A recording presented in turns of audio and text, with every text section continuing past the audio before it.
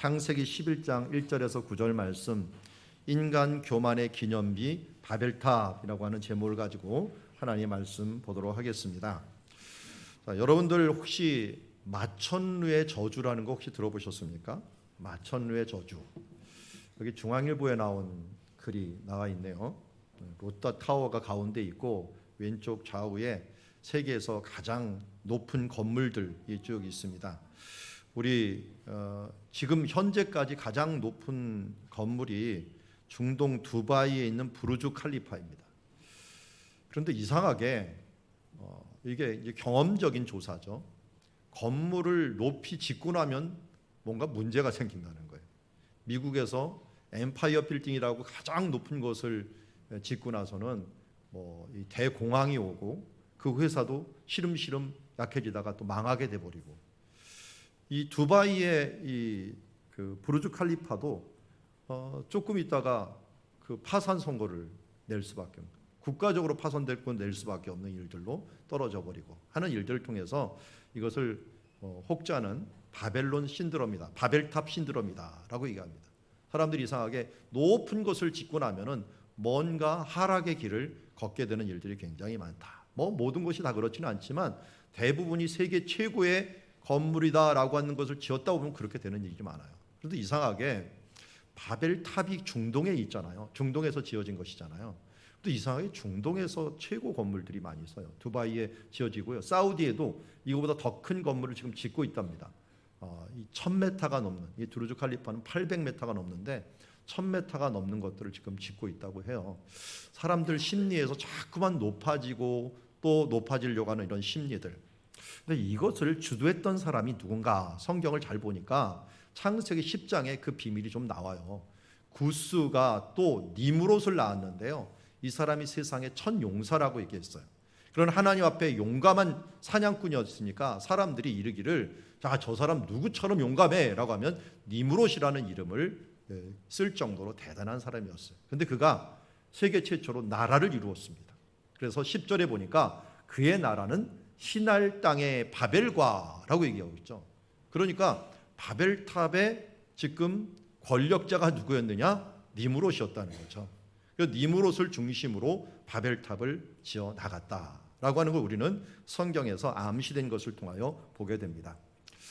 그리고 원래 우리가 지금 11장은 보지만 10장 이야기가요, 좀 순서는 바뀌었어요. 성경을 보면은 먼저 기록한 다음에 그 일이 왜 일어났는지를 조금 자세히 설명할 때가 있어요. 창세기도 마찬가지죠. 하나님께서 사람을 다 창조하는 걸 끝냈는데 2장에 가서 다시 돌아가 갖고 사람을 구체적으로 어떻게 창조했는가 하는 것들을 보여주는 것처럼 여기도 바벨탑도 마찬가지예요. 바벨탑 사건들을 통해서 이미 사람들이 갈라졌습니다. 셈, 함, 야벳의 족보는 이러하니라 하면서 야벳 사람들은 일로 갔고 함 사람들은 절로 갔고 또 이 셈 사람들이 일로 갔다라고 이야기를 하는데, 오늘 그 10장의 이야기가 그래서 이렇게 간단히 볼 수가 있어요. 제가 색깔로 해놨는데, 야벳 족속은 먼저 이들이 움직이는 장면을 보면 아라랏산에서 먼저 도착한 다음에 시날이라고 하는 지역, 지금 쿠웨이트에 있는 지역입니다. 쿠웨이트 있는 지역으로 이동을 합니다. 거기에 예전에는 지금보다도 훨씬 더 풍요로운 땅이었어요. 왜냐하면 유브라데 강과 티그리스 강이 함께 만나는 삼각주를 이루는 굉장히 중요한 그리고 풍요로운 땅이었기 때문에 이쪽으로 옮겨서 이 시날 땅에 머물렀습니다. 그리고 머물다가 여기에서 퍼진 거예요. 오늘 그 퍼진 이야기가 왜 퍼졌는가가 11장에 나오게 되죠. 그래서 10장은 사실 퍼진 이야기를 나오면서 야벳 족속은 저 유럽 방향으로, 이 유럽 방향으로 흘러갔고, 함 족속들은 아프리카 방향으로 흘러갔고, 셈 족속은 아시아 방향으로 갔다 해서 이렇게 셈, 함, 야벳이 잘 보면 야벳은 그래서 우리가 일반적으로 이 유럽을 이루게 되고 유럽 사람들은 야벳 족속이다라고 할 수가 있고요. 함 족속은 아프리카 사람, 그리고 셈 족속은 아시아 쪽의 사람이다, 이렇게 하는 것들도 성경의 지명을 이렇게 해다 보면은 이렇게 흘러갔구나 하는 것들을 우리가 알 수가 있습니다. 자, 이런 배경하에서 왜 이 일들이 일어났는가, 이렇게 왜 흩어지게 됐는가 하는 이유를 오늘 1절부터 9절 말씀까지 우리에게 설명하고 있습니다. 자, 1절에 보면 1차적으로 논 땅의 언어가 하나였다라는 것이고요. 그리고 사람들이 동방 우리 신할당 아까 지도 봤지만 조금 동쪽에 있어요.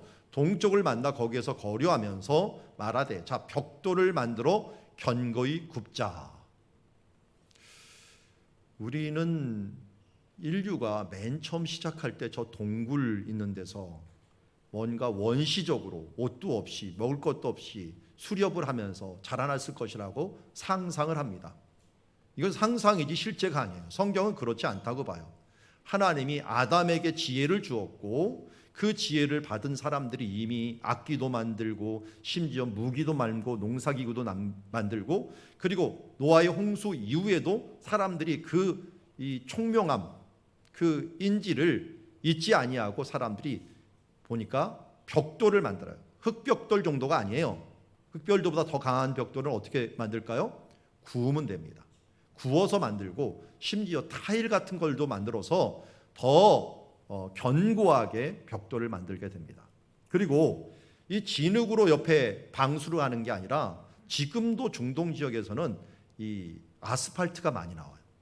아스팔트가 많이 나온다는 건 석유가 많다는 거죠. 그리고 이 지역에 석유가 많다는 걸 이미 성경에서 알려준 거예요. 그 역청이 아스팔트예요. 원래 발음으로는 아스팔트가 많이 나오는데 그 아스팔트로 방수를 한 거예요. 그러니까 비가 와도 튼튼하게 만들어갖고 그것을 만들면서 4절에 보니까 자 성읍과 탑을 건설하여 하면서 하늘 꼭대기까지 닿게 하자라고 이야기하고 있습니다. 오늘 핵심 구조는 오늘 4절이라고 하는데요. 인간이 오늘 잘못한 이유 중에 하나가 뭐냐면 그 탑 꼭대기를 하늘에 닿게 하려는 곳에 있다라는 것이에요. 이거 우리는 교만이라고 얘기를 하죠. 근데 교만만 있는 게 아니에요. 여기에는 잘 살펴보면요. 인간이 어떻게 멸망을 했어요? 이게 홍수 때문에 멸망했잖아요. 이 홍수가 있는 퍼져도 그 홍수에 덮이지 않는 높은 망대를 만들어서 하나님의 심판을 면해보자 라고 하는 어떤 시도가 있었던 것을 알 수가 있습니다. 그러니까 하나님 앞에 죄를 져도 심판받지 않으려고 하는 그런 태도들, 심판을 두려워하지 아니하고 인간의 탑을 쌓아서 또 하나님 꼭대기까지 하늘 꼭대기까지 이르려는 그런 태도들, 이것은 모두 한마디로 교만이라고 할 수가 있겠죠. 창세기 3장 5절에서 인류가 제일 먼저 범죄를 하려고 할 때 어떻게 범죄를 했습니까? 3장 5절 이렇게 얘기합니다. 너희가 그것을 먹는 날에는 누가 하는 말이죠 이거? 사탄이 하는 말이에요. 사탄이. 뱀 사탄이 너희가 이 선악과를 먹는 날에는 너의 눈이 밝아져. 뭐처럼 된다고요? 하나님같이 된다. 결국은 사탄은 우리를 어떻게 부추기냐면 교만해라. 하나님같이 되라. 하나님이 명령한 거 그냥 내가 따먹으면 불순종이지만 그걸 따먹고 너도 하나님처럼 될 거야. 선과 악을 결정권이 내게 있어. 그렇지. 가장 악한 시대를 우리는 자기 소견에 오른 대로 행한 시대라고 얘기합니다. 선과 악을 내가 결정하고 인간이 결정하는 순간 우리는 혼돈에 쌓이게 됩니다. 여러분 국회에서 하는 일이 뭡니까? 맨날 법을 바꿔요. 왜 바꿀까요? 불완전하니까요. 그런데 성경은 안 바뀌어요. 왜 안 바뀔까요? 완전하니까요. 그런데도 인간은 어떻게든지 자기 나름대로 하나님처럼 되려고 노력하고 있는 모습을 보게 됩니다. 이것이 바로 자기가 만드는 신이죠. 자기가 하나님처럼 되려고 하는 거예요. 제가 얼마 전에 감명 깊게 읽었던 팀 켈러의 내가 만든 신이라고 하는 책이 있었습니다. 이 책의 목차에 보면 이렇게 돼 있어요. 내가 만든 신, 그 종류들을 얘기하는데요. 첫 번째가 뭔지 아십니까? 평생 소원. 평생 소원이 내가 만든 신 1목이라고 하는 것입니다. 오래 간절히 바랄수록 우상이 되기 쉽다.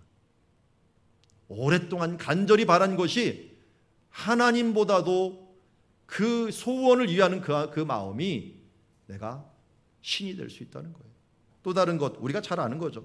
근데 놓치고 있는 게 내가 만든 신 사랑. 사랑이 신이 될 수 있답니다. 사랑에 속다가 환멸의 노예가 돼버리는 때가 많다. 사랑했는데 제대로 응답해 주지 않으니까 서로 환멸 가운데 살아가는 사람들. 그 사랑이라고 하는 그 명목으로 그것을 신으로 만들고 있다는 것입니다.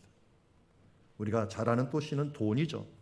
풍족한 소유와 소비로도 영혼의 이 헐벗음을 면치 못한다는 사실을 잊지 말아야 됩니다. 그리고 또한 성취, 권력 이런 모든 부분들도 내가 만들어 놓는 신입니다. 하나님 같이 되려고 하는 부분들. 그래서 하나님께서는 우리가 그런 인간임을 너무 잘 알기 때문에 십계명에서 첫 계명을 뭘로 주셨어요? 나 외에 다른 신을 섬기지 말라. 그런데도 불구하고 우리는 계속 교만하여서 하나님같이 되려고 하고 내가 스스로 만들어 놓은 신들을 가지고 이것을 이루어지지 않으면 그것 때문에 실망하고 우려하고 좌절하고 하는 모습들은 사실은 내가 만들어 놓은 신들 때문에, 교만 때문에 이루어지는 일들이다 하는 걸 알 수가 있는데요. 여기도 벌써 노아의 방주에 나오자마자 하나님께서는 생육하여 번성하여 땅에 충만하라 하면서 하나님께 주신 사명들을 잃어버리고 먼저 하나님을 대적하는 바벨탑을 쌓고 교만하여서 인간 교만의 금자탑이라고 할 수 있는 이 바벨탑을 짓는 모습을 보게 됩니다. 우리도 이런 부분들이 있는지를 다시 한번 돌아보면서 주 앞에, 교만의 반대는 뭐죠? 겸손한 자를 하나님께서 쓰시는 줄 믿습니다. 교만은 멸망의 선봉이요, 존귀는 이제 겸손은, 답을 제가 얘기했네. 겸손은 존귀의 앞잡이다라고 얘기합니다. 자, 두 번째 보니까 4절에 성읍과 탑을 건설하여서 사람들이 뭐라 하냐면 우리의 이름을 내고라고 합니다. 우리의 이름을 낸다. 마태복음 6장 9절에 예수님께서 우리 기도를 알려주셨어요. 이런 식으로 기도해라. 이런 기도 제목을 가지고 기도해라.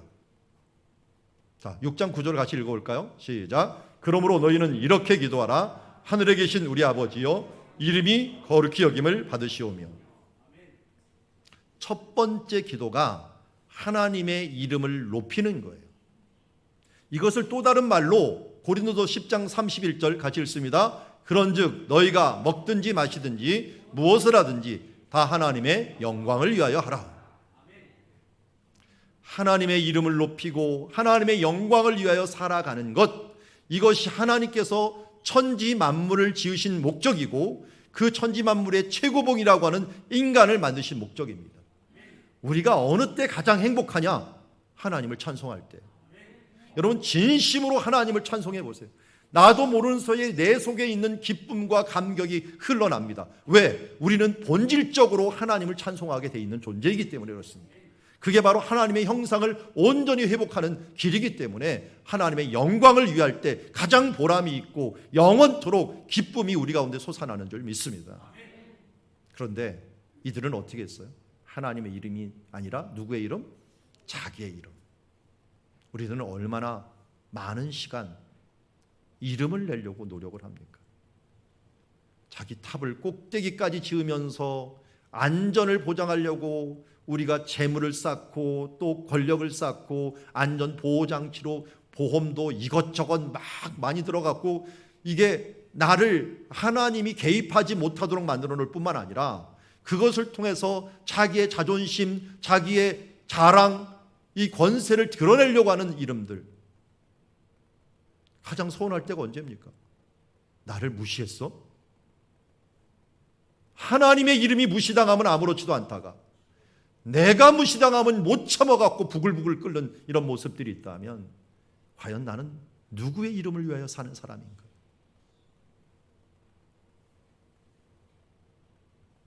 예수님께서는 우리에게 다시 한번 부탁합니다. 하나님의 이름을 거룩히 여기는데 내가 초점을 맞추고 살아라. 하나님의 영광을 위하여 살라라고 말씀하고 계십니다. 그래서 이 바벨탑과 반대 사건이 바로 다음에 나와요. 11장 다음에 12장에는요.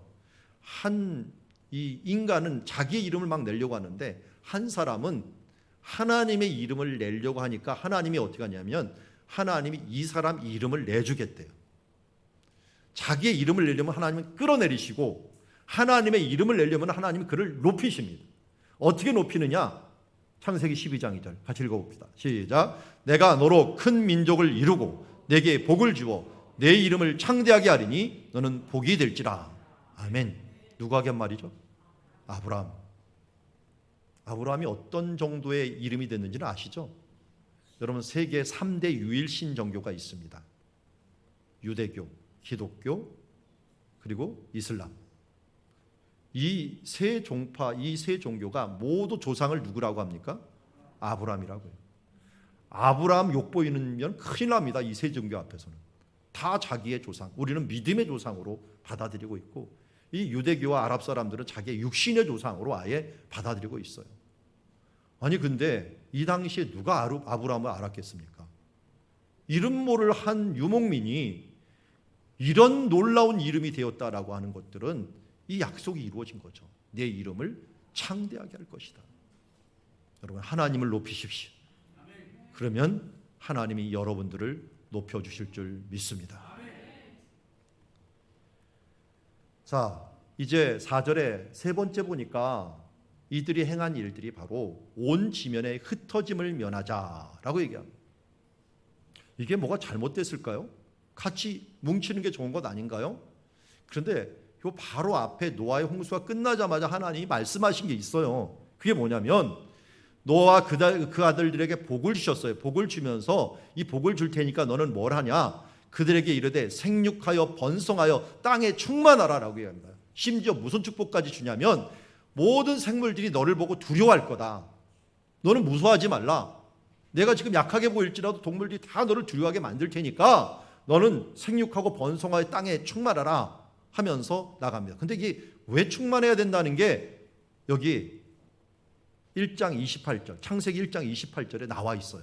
하나님이 그들에게 주시면서 생육하여 번성하여 땅에 충만하라. 그러니까 노아의 홍수가 끝난 다음에 노아에게 주신 약속이 있는데 이 약속은 사실은 재언약이에요. 그 전에 무슨 언약을 주셨냐면 아담에게 생육하여 번성하여 땅에 충만하는 것을 이미 말씀하셨어요.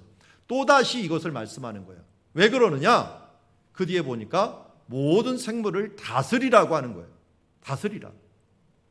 다스리라고 하는 이 의미는 하나님의 그 사명을 가지고 이곳 저곳 가갖고 하나님의 이름으로 그들 가운데 다스리라는 거예요. 그러면 어떻게 되는 거예요? 하나님의 이름으로 다스리면 그곳이 하나님의 나라가 되는 거예요. 그래서 이 지구 전체가 하나님이 다스리는 나라, 하나님의 뜻을 이루는 나라, 그 나라가 될수록 너는 이곳저곳에 흩어지라는 거예요. 그러기에 생육하고 땅에 충만하라 얘기했는데 또 이 일들이 똑같은 면에서 사도행전 1장 8절에도 얘기합니다. 어떻게 얘기합니까? 오직 성령이 너희에게 임하시면 너희가 권능을 받고 예루살렘과 온 유대와 어디까지요? 사마리아와 땅끝까지 이르러 내 증인이 되라. 예수님의 말씀과 내 증인으로서 그 땅에서 하나님의 나라를 이루고 복음으로 그들의 생명을 살리며 영생을 얻게 하는 그 길들을 이루어내라고 하는 것이죠. 그래서 흩어지라는 것입니다. 여러분, 우리 교회만 꽁꽁 뭉쳐 있으면 안 됩니다. 우리는 은혜 받고 이제 흩어지는 자가 돼야 돼요. 더 멀리 심지어 외국까지도 더 멀리 가야 돼요. 우리가 지금 주변에 있는 선교지들을 놓지만 이게 바로 우리 흩어짐이에요. 정말 잘 흩어지고 있는가? 흩어지는 사람을 잘 돕고 있는가? 물론 싸우고 흩어지면 안 됩니다. 여러분, 파송하듯이 밀어주면서 좀 이렇게 흩어지면 참 아름답죠. 제 목회 삶 속에서 가장 보람된 거는 아마 개척교회 세우는 거일 것 같아요. 이런 선교지에 우리 교회에서 있던 분들이 선교지를 가는 것도 참 보람 있고, 우리 교회 집사님부터 자라나가고 목사님이 돼가고 또 교회를 세우고 가기도 하고 전도사님부터 또 다른 교회를 세우고 가는 것들 우리 교회에서 협력으로 돕고 있지만 이런 일들이 하나님께서 원하는 흩어짐이라고 할 수가 있습니다. 우리가 건강한 흩어짐이 있는 교회가 되기를 주의 이름으로 축원합니다. 이게 바로 하나님의 순종입니다. 오늘 4절을 보면서 저는 하나님의 말씀인 시편 2편이 생각이 났어요. 사람들이 교만하여서 이기심을 가지고 불순종하면서 나가는 모습이 꼭 시편 2편의 모습과 똑같습니다. 시편 2편에는 이렇게 얘기합니다. 어찌하여 이방 나라들이, 열방들이 분노하며 민족들이 헛된 일을 꾸미는가? 세상의 군왕들이 나서며 관원들이 서로 꾀하여 여호와와 그의 기름 부음 받은 자를 대적하며 우리가 그의 맨 것을 끊고 그의 결박을 벗어버리고자 하는도다. 하나님이 주신 사명, 하나님께 주신 그 심판의 두려움을 모두 벗어버리고 그가 허사를 경영하시는. 그러니 어떻게 해요? 4절에 보니까 하늘에 계신 이가 웃으시며 주께서 그들을 비웃으리로다. 바벨탑에서 그들을 한 방에 무너뜨린 것처럼 하나님께서 그를 비웃으신다고 얘기합니다. 그런데 이 말씀을 사도행전 4장에서 그대로 가져가서 베드로와 그의 사도들이 이 부분들을 인용합니다. 어떻게 인용하는지 한번 봅시다. 또 주의 종 우리의 조상 다윗의 입을 통하여 성령으로 말씀하시기를 어찌하여 열방이 분노하며 이 족속들이 허사를 경외하는고 세상의 군원들이 나서며 관리들이 함께 모여 주와 그리스도를 대적하도다 라고 했는데 이걸 뭘로 적용을 했냐면 29절에 이렇게 적용했어요. 과연 헤롯과 본디오 빌라도는 이방인과 이스라엘 백성과 합세하여 하나님께서 기름 부으신 자 거룩한 종을 거슬러 하나님의 권능과 뜻대로 이루려고 예정하신 그것을 행하려고 이성에 모였나이다. 결국은 이 일들이 뭘로 적용이 된 거예요? 예수님을 대적하는 일들로, 이렇게 대적하는 일들로 만들어졌다는 거예요.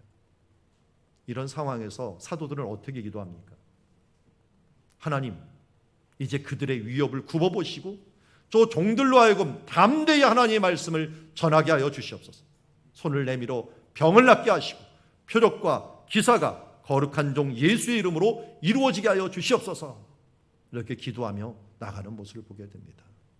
여러분, 세상은 교만합니다. 세상은 하나님께 불순종하며 지극히 이기적입니다. 그럴 때 우리는 이것에 홀렸거나 이것에 눌리거나 이 위협에 우리가 쪼그라드는 삶이 아니라 그들의 위협을 굽어보시고 종들로 하여금 담대히 하나님의 말씀을 전하게 하소서 하는 마음으로 나아가는 주의 자녀들이 되기를 주의 이름으로 축원합니다. 이제 두 번째 5절부터 말씀을 보니까 하나님께서 그들을 봤어요. 건설하는 그 성읍의 탑을 보려고 내려오셨습니다. 아니, 인간은 막 올라가려고 하는데 하나님이 내려오셨어요. 왜? 그냥 올라올 때까지 좀 기다리시지 왜 내려오셨을까요? 모든 사람이 죄를 범하였음에 하나님의 영광에 이르지 못하더니. 인간이 아무리 노력을 해봤자 하나님의 영광에 이르지 못해요. 그러니 하나님께서 내려와 갖고 대체 얘네들 뭐 하려고 하는 거야 하면서 보게 됩니다. 그래서 이 앞에 보면은 우리가 여기는 안 나와 있는 이 앞절을 좀 볼까요? 사람들이 뭐라고 해요? 자, 우리가 내려가서 라고 했는데 오늘 자라고 하는 말이 또 계속 나와요. 계속 나오면서 이 사람들은 막 뭘 하려고 하는데 하나님께서 우리도 한번 내려보자. 물론 삼위일체 하나님을 이야기할 때 우리라는 표현을 가끔 쓰기도 해요. 그러니까 내려옵니다. 내려가서 그들을 어떻게든지 보자 그랬는데 창세기 18장은 소돔과 고모라 이야기하는 거예요. 소돔과 고모라 이야기하는 사건에서요, 하나님이 아브람을 만나서 소돔과 고모라 사건들을 설명을 해요. 그래서 20절에 보니까 18장 20절에 여호와께서 또 이르시되 소돔과 고모라에 대한 부르짖음과 크고 그 죄악이 심히 무거우니 내가 이제 내려가서라고 합니다. 하나님이 직접 내려오신다는 것. 그리고 그 모든 행한 것과 과연 그에 들린 부르짖음이 진짜 제대로 된 것인지를 내가 보고자 하노라 하면서 소돔과 고모라에 내려간 일들. 그런데 여기도 바벨탑을 내려오셨다라고 얘기합니다. 둘 다 공통점은 뭐냐? 내려왔는데 내려오면서 확인하고 하나님 뭐 하시는 거예요 지금? 바로 멸망하지 않아요. 진짜 그런가 하면 또 테스트를 해줍니다. 멸망 직전에는 테스트를 하는 거예요. 우리도 마찬가지죠. 큰 병이 걸리기에는 우리 몸에 신호가 옵니다. 우리 몸이 무너지기 전에는 신호를 계속 주는 것처럼 하나님께서도 우리에게 멸망하기 전에 계속적으로 신호를 주는 거예요. 어떻게 보면 코로나 같은 것도 하나님께서 우리에게 주시는 신호라고 할 수가 있죠. 너희가 아무리 노력해봐자 자, 우리가 내려가서 한번 치자 그러면 바로 인간이 이렇게 무너질 수밖에 없구나 하는 것들을 우리에게 알려주는 것이라 할 수 있습니다.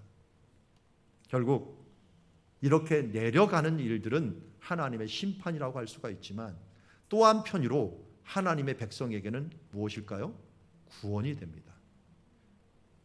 요한계시록 8장에 보면 제단 밑에서 순교를 당한 사람들이 하나님께 계속 기도하는 모습이 나옵니다. 언제까지입니까?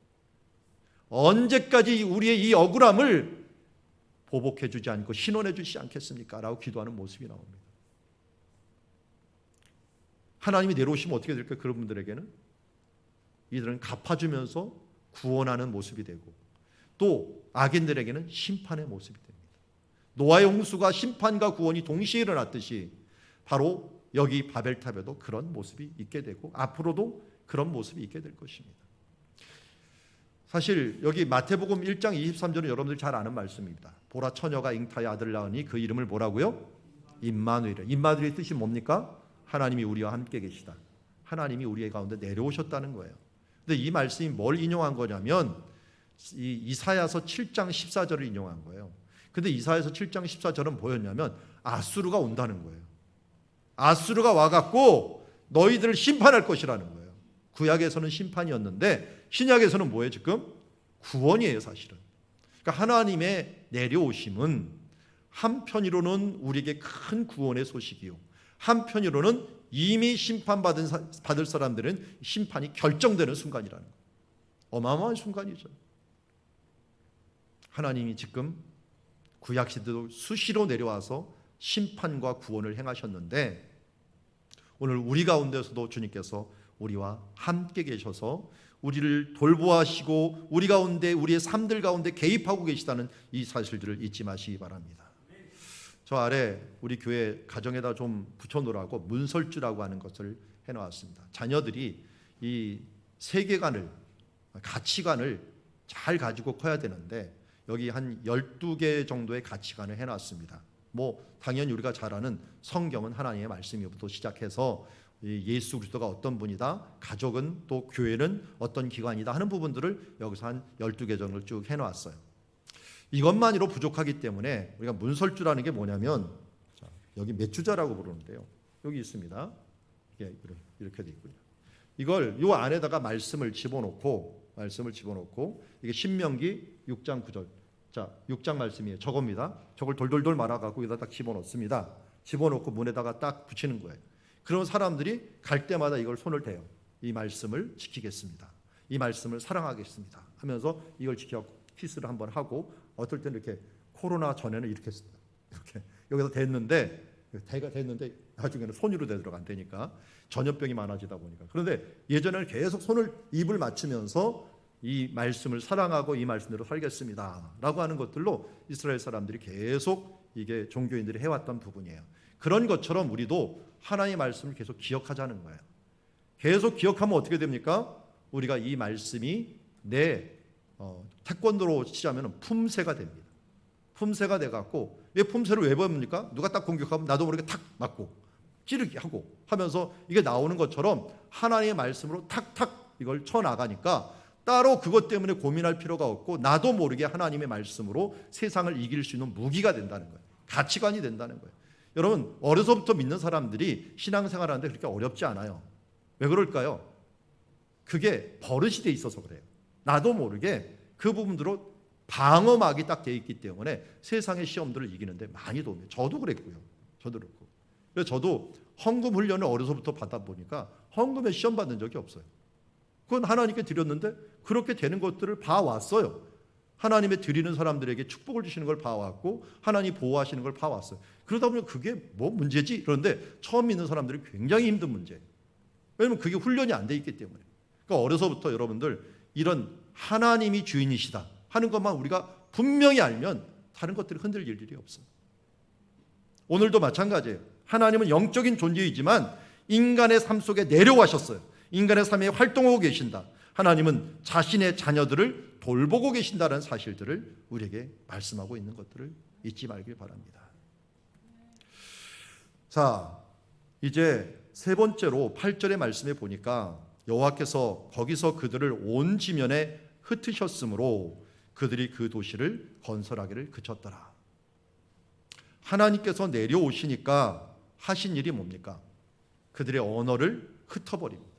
흩어버리니까 결국 그들이 도시를 건설하기를 그치고 어떻게 됐어요? 9절에 결국 하나님이 목적하신 대로 그들은 온 지면에 흩어졌다라고 합니다. 온 지면에 흩어져 버렸어요. 하나님이 의도하는 것을 막을 수 있는 인간은 없습니다. 하나님이 생육하여 번성하여 땅에 충만하라는데 안 가고 있어. 그러면 하나님이 억지로 보내. 여러분 억지로 갈래요? 자발적으로 갈래요? 자발적으로 가면은 기뻐서 감사함으로 갈 수 있는데 억지로 콧기에서 끌려가면은 하나님 왜 그러십니까 하면서 의문만 들고 어렵게 가는 게 있어요. 이 사람들도 사명이 똑같이 주었는데 제가 그 얘기 자주 하죠. 세례 요한과 삼손이 똑같은 사명을 받았어요. 그가 길을 준비하라는 거예요. 삼손은 앞으로 올 블레셋을 이기기 시작하리라. 그 구원을 주는 일들을 시작하는 그 일들을 했어요. 이 세례 요한도 주의 길을 예비하는 이 일을 똑같이 소래골짜기에서 태어나고 태어나기 전부터 나시린이고 그러면서 사명을 똑같이 받았어요. 그런데 삼손은 이거는 나중에는 눈 빠지고 맷돌 돌리고 결국 이 기둥 잡고 죽으면서 사명을 감당했어요. 사명 감당했어요. 그런데 어떻게 감당했을까요? 억지로 감당했어요. 그런데 세례 요한은 어떻게 했어요? 스스로 광야로 가버렸어요. 그랬더니 예수님께서 뭐라고 합니까? 여자가 낳은 자 중에 세례 요한보다 큰 자가 없다 하면서 칭찬받는 사명, 주의 길을 예비하는 자가 됐다는 것입니다. 여러분 이왕이면 우리에게서 주신 인생 가운데서 하나님의 자녀가 되어서 억지로 그 길을 끌려가지 마시고 자원함으로 감사함으로 나아가다가 하늘 상급받고 하나님의 기쁨이 되는 주의 자녀들이 되기를 주의 이름으로 축원합니다. 이스라엘도요 예루살렘과 땅끝까지 이로 증인되라 그랬는데 이 예루살렘 교회도 안 갔어요. 안 가니까 어떻게 했어요? 갑자기 하나님께서 그 군중들을 일으켜갖고 스데반을 순교합니다. 스데반이 죽으니까 어떻게 됩니까? 사람들이 할 수 없이 흩어져 버려요. 반대로 안디옥 교회는 어떻게 했어요? 그 예를 다시 당하지 않기 위해서 그들이 모여 금식하면서 하나님 어떻게 해야 됩니까? 기도를 한 뒤에 보니까 그럼 너희가 보내라 해갖고 담임 목사님과 제일 뛰어난 부목사님을 갖다가 선교사로 보내버렸어요. 그래서 안디옥 교회는 핍박이 있는 게 아니라 하나님의 영광된 일들을 감당을 했지만 예루살렘 교회 같은 경우는 결국은 핍박 가운데서 할 수 없이 흩어지는 결과를 갖게 되는 것을 보게 됩니다. 여러분 하나님께서 흩으실 때 하나님께서 원하시는 뜻을 발견할 때 빨리 순종하고 감사함으로 순종하고 자발적으로 순종함으로 말미암아 하나님의 영광된 자녀가 되기를 주의 이름으로 축원합니다. 자 여기서 또 하나 꼭 짚고 넘어갈 게 하나가 있어요. 보면은 사람들이 뭐라고 얘기하냐면 이 3절에 보면 서로 말하되 자 벽돌을 만들고 라고 하면서 계속적으로 이 사람들이 만들어 나가지만 결국은 이 탑 꼭대기로 또 하늘을 닿게 하고 우리의 이름을 내고 했지만 하나님께서는 이들에게 언어를 혼잡하게 하는 역사를 가져옵니다. 언어를 혼잡하게 했다는 것은 하나님은 질서의 하나님인데 왜 언어를 혼잡하게 했을까요? 저는 이 바벨탑이 좀 원망스러워요. 우리 인생에서 언어 배우느라고 얼마나 많은 시간을 소요합니까? 또 스트레스는 얼마나 받아요. 이게 중학교 1학년부터 이상한 글씨 쓰기 시작해갖고 모르는 단어 외운다고 맨날 버스 가면서도 외우고 길 가면서도 외우고 아니 하나님 말씀 외워야 되는데 이상하게 단어 외우느라고 이 잠잘 때도 붙여놓고 옆에다 붙여놓고 그렇게 안 해보신 분들은 조금 영어 공부를 안 하신 분들인데 그래도 말도 못하더라고요 제가. 그냥 글자만 알 뿐이에요. 이게 바벨탑의 저주만 없었으면 얼마나 이런 일이 없었겠습니까?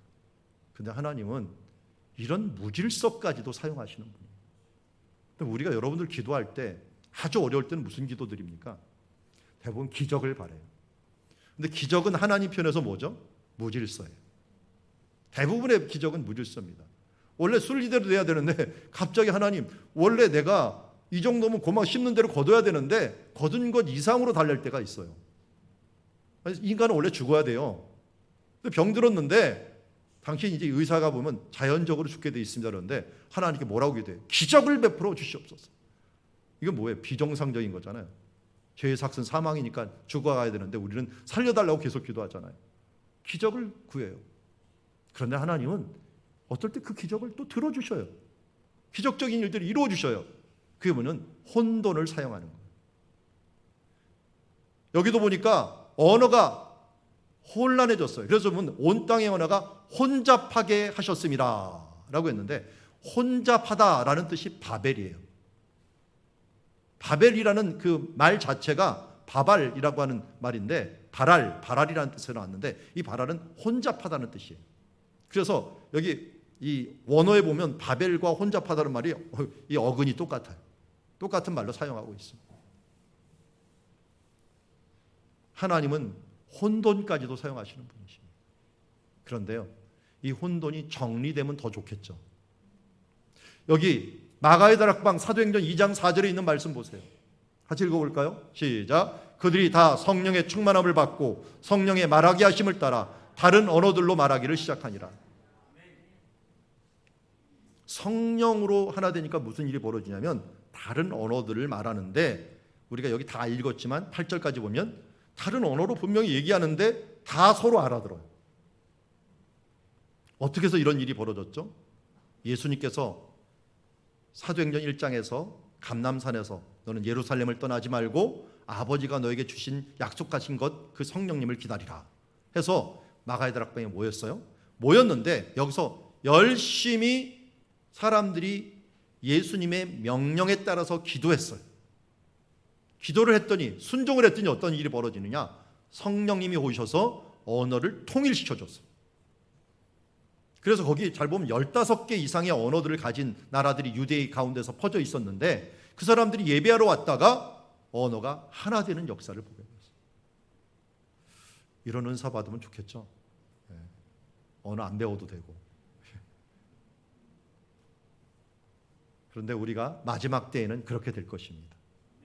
요한계시록 7장 9절에 이르에 내가 보니 각 나라와 족속과 백성과 방언에서, 방언이라는 여러 가지 언어라는 거예요. 언어가서 아무도 능히 셀 수 없는 큰 무리가 나와 흰 옷을 입고 손에 종려가지를 들고 보좌 앞에 어린 양께 함께 서서 큰 소리로 외쳐 이르되 구원하심이 보좌에 앉으신 우리 하나님과 어린 양께 있도다 하면서 찬양하면서 모든 언어가 하나 되어서 하나님께 찬양한다는 것입니다. 자, 여기서 우리가 배울 수 있는 것은 내 이름을 내려고 할 때는 언어가 흩어졌지만 하나님의 이름을 내려고 할 때는 언어가 하나로 뭉쳐지는 것을 보게 됩니다. 저는 외국에 살 때 외국 사람하고 싸운 일이 별로 없는 것 같아요. 물론 그 싸운 일이 좀 부당하게 대접받을 수는 있지만 뭐 일반적인 일들로 싸운 일은 없는 것 같아요. 그게 왜 그런가 봤더니 언어를 조심해요. 왜 언어를 조심하느냐? 내가 할 말이 서투르니까 미리 언어를 준비해 가요. 그리고 뭐 은행에 가면은 이게 구자를 뭐라고 하는가, 이게 어카운트인가 하면서 찾아보고서 뭐라고 다음 얘기해야지 내가 준비해요. 그리고 말할 때도 신중하게 한번 생각하고 얘기하게 되죠. 그런데 한국 가서는 나도 모르게 막 얘기하다 보면 실수를 많이 해요. 그래서 잘 보니까 우리가 서로를 존중하면서 얘기할 때는 언어가 하나가 돼요. 그런데 자기 존중하지 않으려고 자기 말을 내려고 할 때는 이상하게 언어가 흩어져 버려요. 똑같은 말을 사용하는데도 너 대체 무슨 말 하는 거야? 그건 네 생각이고 내 생각은 아니야 하면서 서로 자기 생각만 얘기하다가 바벨탑처럼 흩어지는 모습을 보게 됩니다. 우리가 하나 될 수 있는 길은 서로 존중하는 것도 있지만 하나님을 같이 바라보는 거예요. 믿음의 주여 온전케 하시는 예수를 바라보고 그 십자가 안에서 서로 바라보며 서로 참아주고 서로 감싸주며 살아가는 길, 그것이 우리가 한 언어를 만들게 하는 것입니다. 마지막으로 오늘 하나님의 뜻에 반하면 어떤 일이 벌어지는가를 다시 한번 알려드리도록 하겠습니다.